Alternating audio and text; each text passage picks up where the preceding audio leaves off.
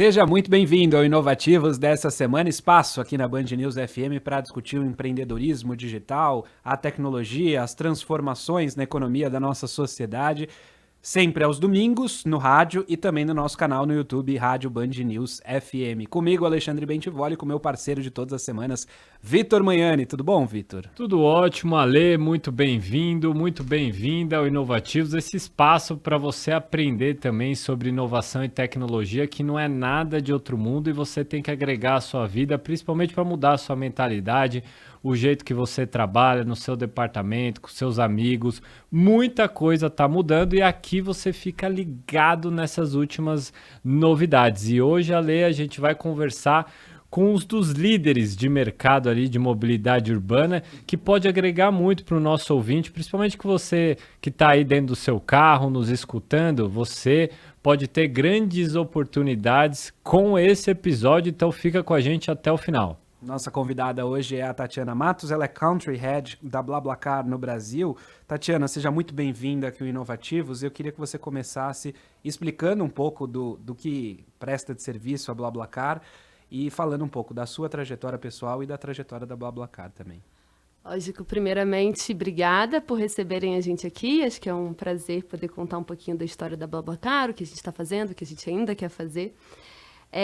Acho que um bom começo aqui é contar um pouquinho da história da empresa.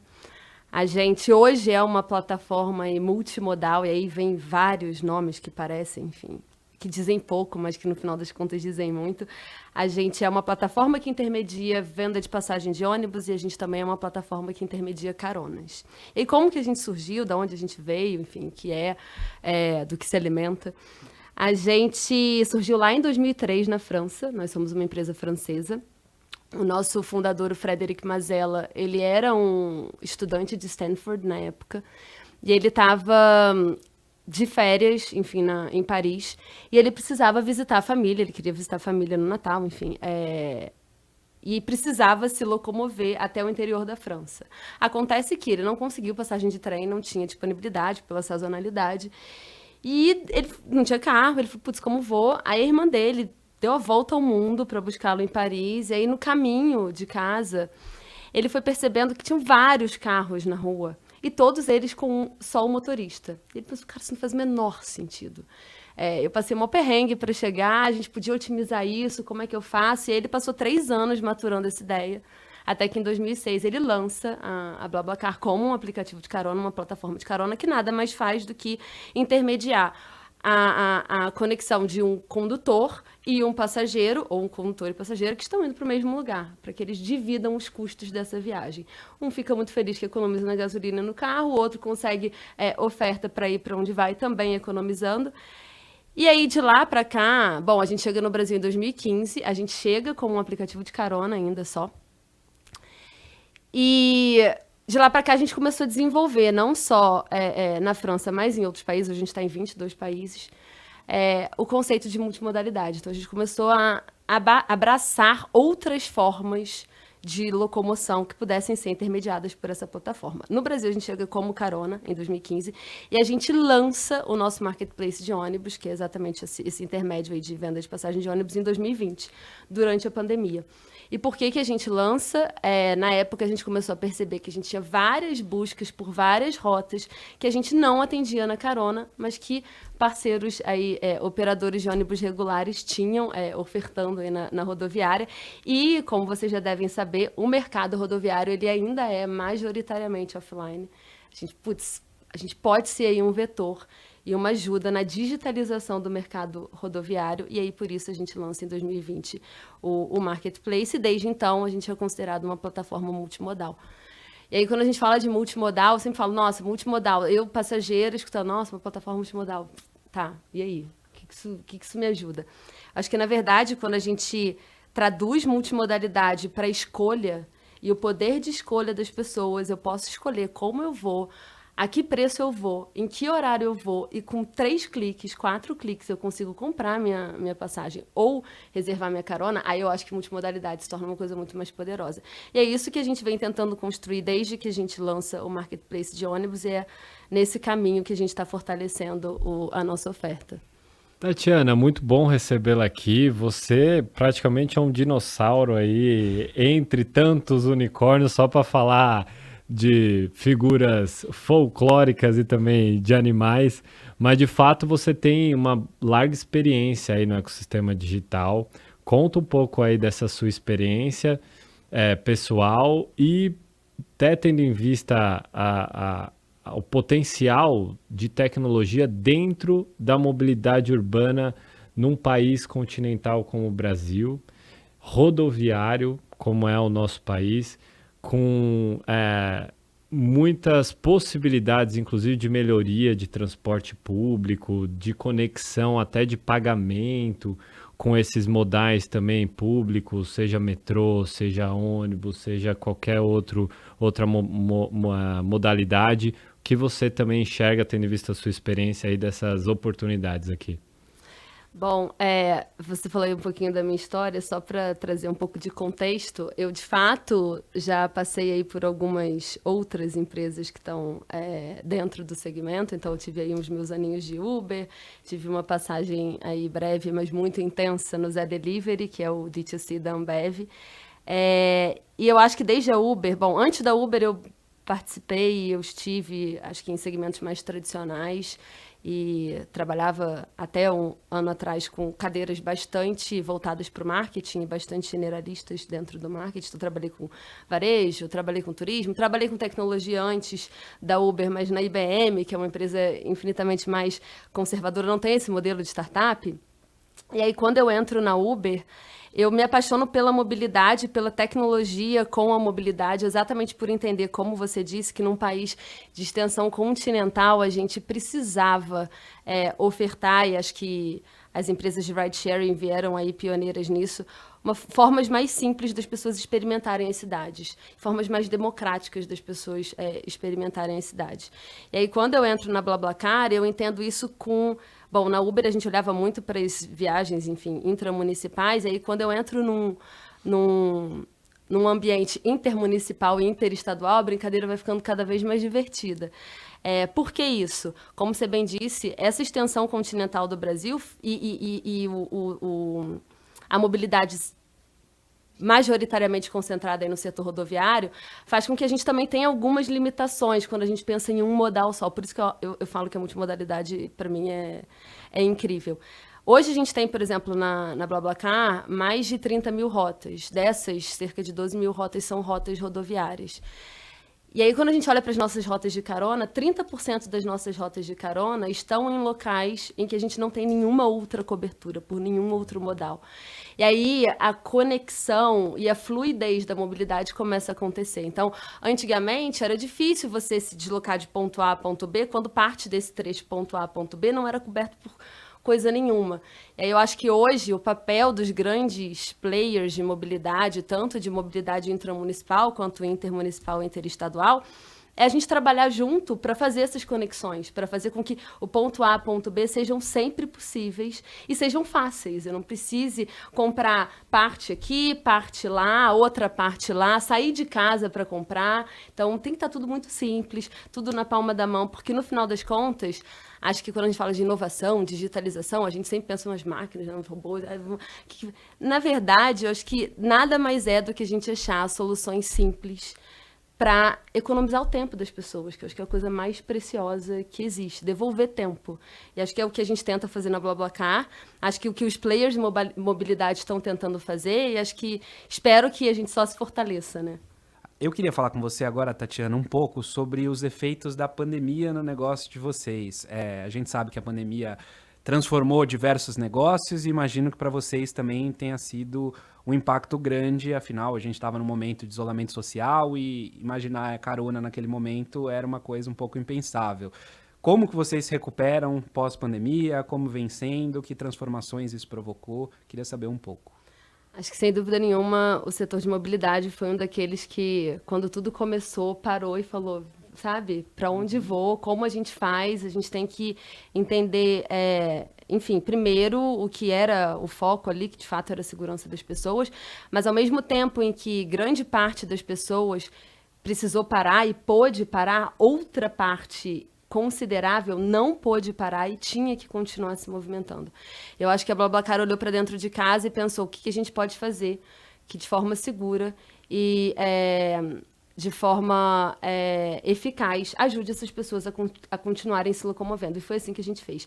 E, incrivelmente, em 2020, que foi o primeiro ano da pandemia, a gente cresceu 43% versus 2019. Em 2021, a gente cresce 30% versus 2020. Então, a gente continua crescendo. Eu acho que muito porque quando a gente olhava para as possibilidades de transporte que a gente tinha ali minimamente seguras, para que os profissionais de saúde pudessem se locomover, para que as pessoas que precisassem se locomover por motivos pessoais ou a trabalho continuassem se locomovendo, o transporte individual, ele continuava sendo uma das possibilidades minimamente seguras dentro dos protocolos, enfim, da OMS. Eu acho que assim a carona contribuiu bastante durante a pandemia para que esse movimento necessário continuasse acontecendo.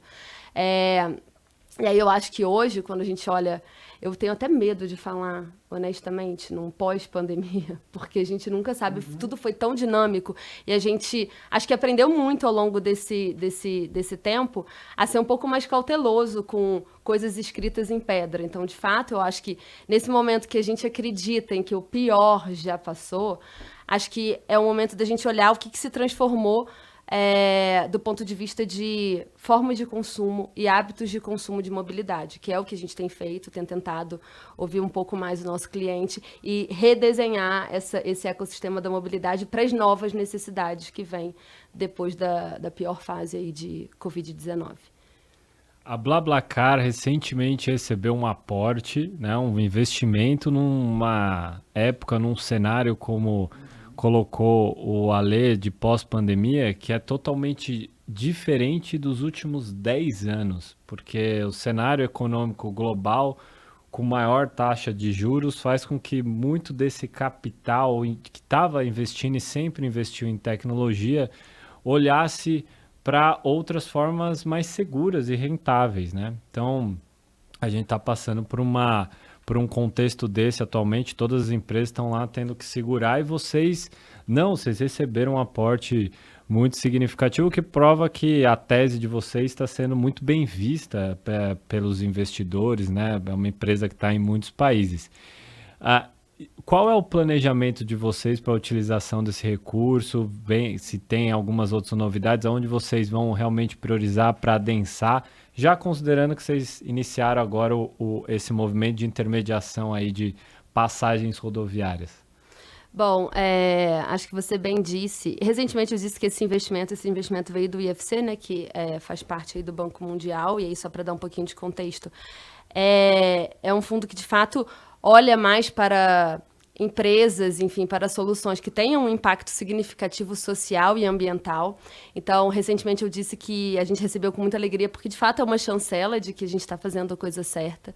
E aí, quando a gente olha para o que a BlaBlaCar traz de impacto social e ambiental, é inevitável dizer que a gente torna o ecossistema mais sustentável. Então, a gente fez uma pesquisa aí recentemente que diz que na BlaBlaCar, globalmente, a gente economiza aí 1,6 milhão de toneladas de emissão de CO2 por ano, que pode chegar a 6,4 até ano que vem. E vem muito do crescimento da comunidade. Hoje somos mais de 100 milhões de pessoas globalmente, 12 milhões aqui no Brasil. Então, acho que o IFC conseguiu reconhecer que, sim, a gente está num caminho sustentável. E quando a gente fala do foco desse investimento, como você disse, a gente tem um filho mais novo aí, que é o Marketplace de passagens de ônibus, e a gente tem, sim, um foco majoritário na construção e no fortalecimento desse marketplace. Hoje nós somos mais de 160 operadores regulares vendendo passagens com a nossa plataforma, e a gente quer estreitar ainda mais o relacionamento, a parceria com eles, gerando mais inteligência de dados, fazendo com que eles otimizem mais a operação e otimizem mais a entrega. Então, eu diria que, sim, carona vem como uma parte desse investimento, mas o foco maior é na construção desse marketplace. Queria que você falasse para a gente sobre essa comparação internacional. Você falou em 100 milhões de usuários global, 12 milhões aqui no Brasil. Como você enxerga essa expansão aqui no Brasil, o mercado potencial das caronas aqui no Brasil e de todo o serviço de vocês, não só das caronas, mas também do ônibus? Sem dúvida nenhuma, a gente ainda tem muito potencial a ser explorado.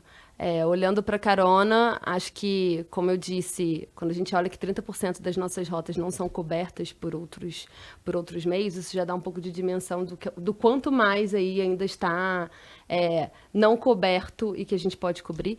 E aí, quando a gente olha para o marketplace de ônibus, mais ainda, o mercado ainda é majoritariamente offline, e a gente quer ajudar e acelerar essa transição para o online junto com os operadores que são parceiros, exatamente para facilitar a vida das pessoas. Então, se a gente for falar de potencial, eu diria enorme, gigante, dos dois lados. Acho que não é só uma questão do marketplace, que é o filho mais novo, mas o filho mais velho também tem muito espaço para crescer. A gente passou, durante a pandemia ainda, por uma inclusão financeira significativa, né? Foram cerca de quase 50 milhões de brasileiros e brasileiras que pelo menos fizeram um cadastro no aplicativo da Caixa Econômica Federal para receber o auxílio emergencial. O fato é que a gente não precisava da pandemia para fazer esse processo de digitalização, então tem nada a se comemorar. Na verdade, eu acho que a gente tem que agora induzir a digitalização de outros setores da economia que até agora, até o momento, não conseguiram. Mas um dos grandes desafios para grande parte da população, ainda mais no contexto que a gente está, e que ninguém pode se dar ao luxo de viajar de avião se tiver uma boa opção, por exemplo, de ônibus, de realmente a pessoa ter o acesso à internet, ter um celular, smartphone. O que você enxerga de possíveis obstáculos, barreiras a serem superadas nesse processo de conexão de atores como as próprias companhias ou as rodoviárias que ainda são muito offline, tem que ir lá no guichê, enfrentar aquela fila, aí você, consumidor ali, você perde um tempão ali para chegar, para pegar um talãozinho que muitas vezes você pode perder. Quais são esses desafios aí que vocês enxergam aí para conseguir incluir o maior número seja de empresas de um lado, né, de rodovia, que operam na rodoviária, seja os consumidores? Bom, eu vou começar até pela parte final da sua pergunta, que são os operadores, e depois eu volto para os consumidores. Eu acho que quando a gente olha para os operadores, a gente tem um compromisso muito grande de facilitar essa integração. A gente sabe, sim, que a gente ainda tem alguns passos aí de digitalização do mercado rodoviário para serem feitos. Então, do nosso lado, a gente assume uma responsabilidade de vamos fazer isso da forma mais fluida possível e mais dentro da nossa casa para te ajudar, conectando direto no seu sistema, enfim, fazendo o trabalho 95% aqui do nosso lado. Acho que esse é um compromisso que a gente tem com os operadores. Em relação ao consumidor final, eu acho que você tocou num ponto muito importante que a pandemia trouxe, que foi, de um lado, é um consumidor que está com o bolso muito mais apertado, porque a gente passa aí por uma fase de economia mais justa. E, por outro, que teve, inevitavelmente, que se digitalizar e, às vezes, comprar seu smartphone, porque não tinha muito outra saída de, enfim, continuar cumprindo atividades básicas da sua rotina que não pelo digital. Então, e aí, como que a BlaBlaCar acho que entra nesse meio do caminho? Acho que, de um lado, a gente tem uma solução que faz com que as pessoas economizem. Então, quando eu falo que na carona você economiza até 75% do seu combustível, da sua manutenção do seu carro, enfim, das taxas que você tem aí de um ponto A a ponto B, isso ajuda esse cara que está com o bolso apertado, isso ajuda o passageiro também com passagens mais acessíveis. Do lado do marketplace de ônibus, a gente tem uma série de incentivos também para garantir que os preços praticados estejam dentro desse bolso. E o digital, a gente tem o ambiente smartphone, a gente tem o ambiente web, e a gente tenta entender dentro dessa lógica o quão mais fácil essa experiência pode ser para que caiba em todos os smartphones. Tatiana, você está contando aqui para a gente toda uma possibilidade para melhoria dos consumidores que queiram talvez sair de São Paulo, ir para o litoral, ou sair do Rio de Janeiro, ir para Porto Alegre, sempre com bastante economia ou facilidade, né? Seja com carona, seja com intermediação de passagem rodoviária, que é um modal que o brasileiro usa bastante. Eu já usei demais, ainda uso muito, a minha família é do interior, eu sei bastante dessa jornada aí. Mas eu queria tratar de um tema que é essencial, né? Porque vou usar aqui uma frase que eu já disse talvez em algum episódio aqui, mas vou repetir, que é uma frase da minha avó, que ela falava assim, ó: não aceite doce, nem água de estranho, nem entre em carro de estranho. Não faça isso, meu neto. E cá estamos, né? Estamos entrando em carro de estranho, aceitando água, é bala, troca ideia, você sai até aprendendo aí entre o motorista, o passageiro e tal. Bom, mas meu ponto é, o que vocês possuem para garantir uma segurança para os usuários? Nas duas pontas, porque são as duas pontas realmente, né? Seja o motorista, aí no caso, estou falando mais da carona, né? Seja o consumidor. Você tocou num ponto importantíssimo que não só é um compromisso nosso, como lá em 2015, quando a gente chegou, acho que foi, sem dúvida nenhuma, a primeira barreira e a primeira resistência que a gente enfrenta do brasileiro é essa desconfiança de o carro do estranho, enfim, não aceite a água dos estranhos. Lá atrás a gente viu que essa barreira começou a ser quebrada muito com pessoas no boca a boca, pessoas que usavam, pessoas que já tinham usado fora, mas de forma bastante concreta, o que a gente tem na plataforma, como eu disse, é um compromisso. A gente tem hoje o que a gente chama de perfil verificado, que é um selo, de fato, de perfil verificado, que tanto o motorista quanto o passageiro ou passageira possuem. E o que significa esse selo de perfil verificado? Significa que essa pessoa, quando ela entra na plataforma e ela, enfim, disponibiliza os documentos e os seus dados de contato, a gente faz uma verificação em 3 etapas. Ela passa por essa verificação em 3 etapas, que é a primeira, a verificação do documento, a segunda, do telefone de contato e a terceira, do e-mail. E aí, uma vez que ela passa por essas três estão ok, a gente dá essa chancela de perfil verificado. Uma segunda ferramenta que a gente tem na plataforma é o que a gente chama de só para elas. A gente sabe que essa questão da segurança e da desconfiança, ela acaba sendo ainda mais reforçada no público feminino. O público feminino tende a ser mais resistente, mais inseguro por razões óbvias, que a gente vê aí um pouco dos dados da violência contra a mulher. E aí, para esse público, a gente tem a ferramenta Só para Elas, que nada mais é que uma ferramenta que as motoristas mulheres disponibilizam no seu carro viagens somente para mulheres. E aí, quando você vai buscar, você também pode habilitar como passageiro e você acha viagem só de motoristas mulheres. A gente tem o nosso suporte, que funciona antes, durante e depois da viagem.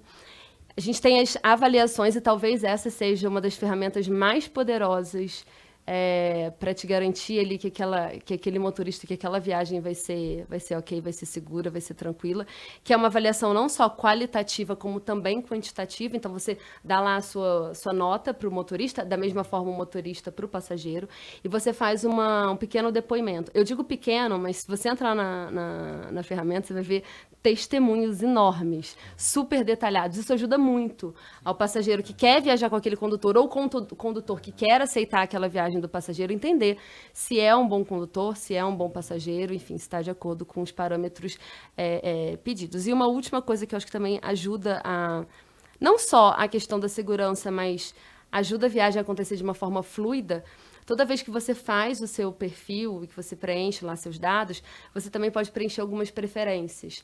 Aceito que fumem no carro, não aceito animais, não aceito, gosto de falar, não gosto, gosto de música, não gosto. Isso também ajuda bastante a viagem a fluir de uma forma mais confortável para todos os envolvidos. Que demais, porque na verdade você meio que cria uma rede social dentro, né, do próprio aplicativo, porque se eu gosto de rock, se eu pegar um motorista que gosta de sertanejo, eu gosto de rock. Viagens longas, de né? viagem longa, eu quero fugir, não faça isso, pelo amor de Deus, né, Lê? Mas é o que a gente já vem falando aqui há bastante tempo, da coisa do dado, de você usar bem o dado para conseguir personalizar o serviço que você vai oferecer. Eu queria perguntar para a Tatiana, a gente já vai caminhando para o final aqui do Inovativos, mas queria saber os próximos passos da empresa, no que vocês vêm centrando esforços, o que você tem na perspectiva aí, no horizonte, para a BlaBlaCar aqui no Brasil.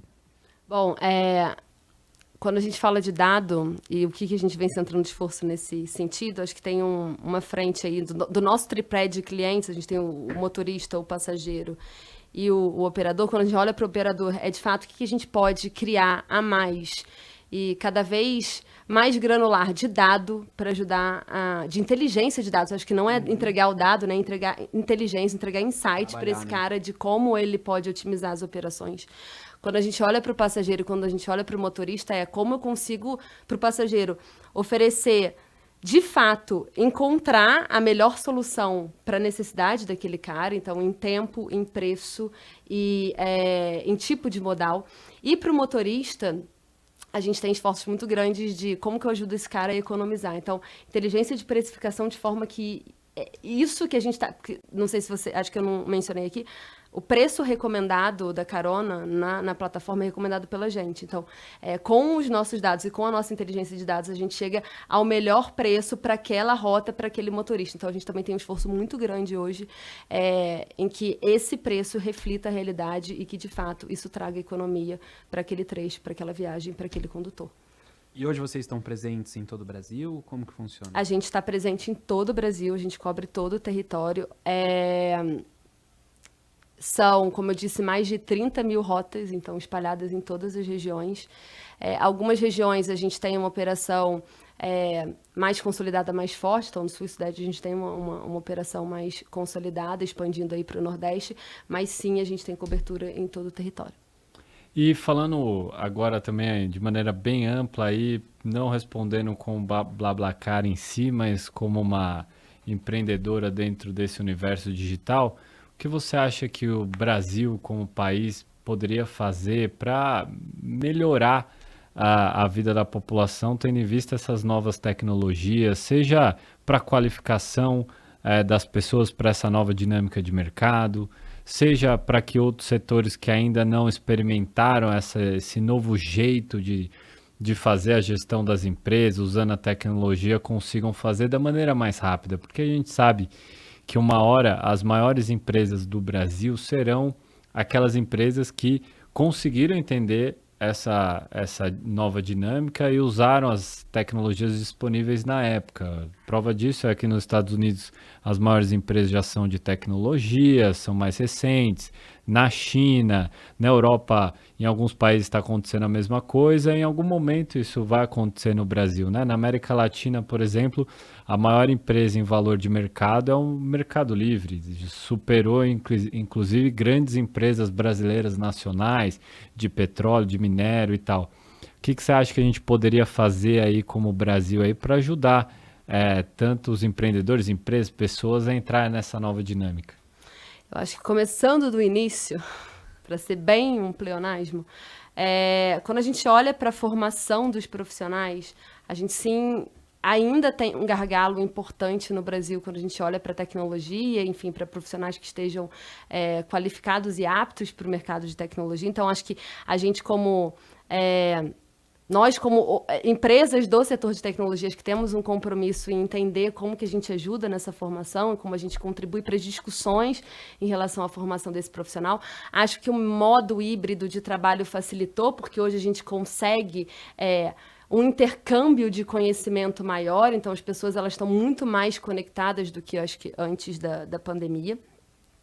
E quando a gente olha já para as empresas e para os setores e para o segmento, cara, eu costumo dizer que nada é mais poderoso do que a conversa e do que a organização e o intercâmbio de conhecimento. Então, acho que o que antes acontecia em silo, então a mobilidade discutia a mobilidade, a entrega discutia a entrega, o financeiro discutia o financeiro. Agora está todo mundo sentado na mesma mesa e a gente precisa conversar, porque bem ou mal é tudo muito complementar. E a digitalização completa, início ao fim, ela não acontece se essa conexão de conversa e se os serviços não funcionarem juntos, né?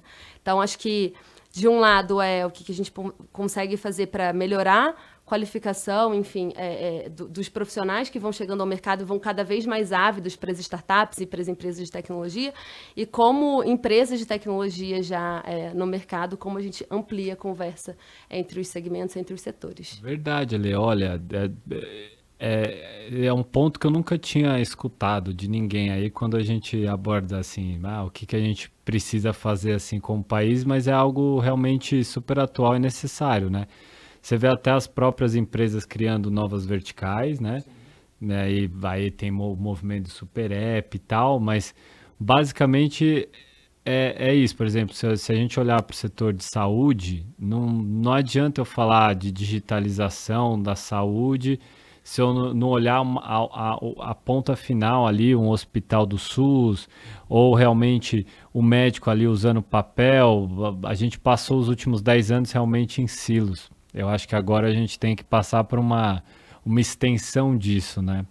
Eu concordo completamente.